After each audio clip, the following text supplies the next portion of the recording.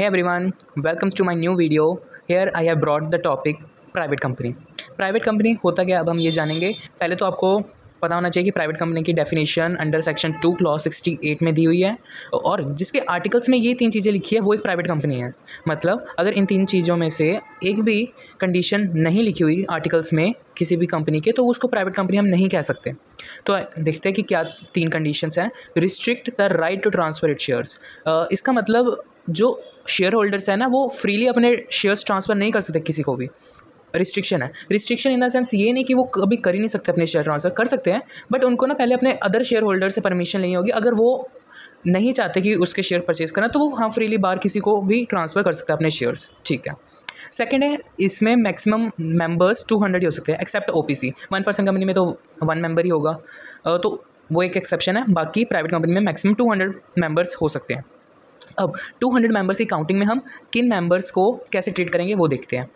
अगर 2 या 2 से ज़्यादा पर्सन ने एक या एक से ज़्यादा शेयर्स जॉइंटली होल्ड किए, मतलब अगर जॉइंट होल्डर्स हैं तो हम उनको 1 ट्रीट करेंगे। मतलब फॉर एग्जांपल 2 पर्सन ने 100 शेयर्स बाई किए हैं, तो फिर हम वो 2 पर्सन को 2 नहीं गिनेंगे, 1 ही गिनेंगे। ठीक है।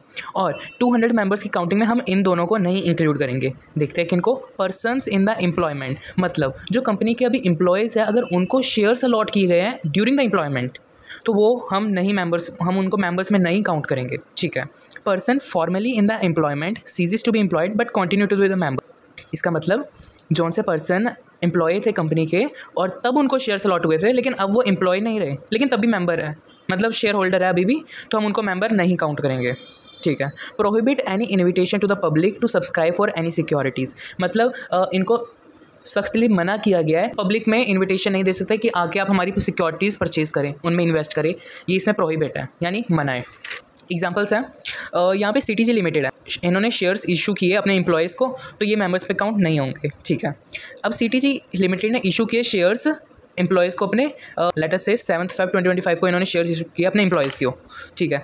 अब फॉर एग्जाम्पल एम्प्लॉय लेफ्ट हो गए 1 month after the allotment of the shares.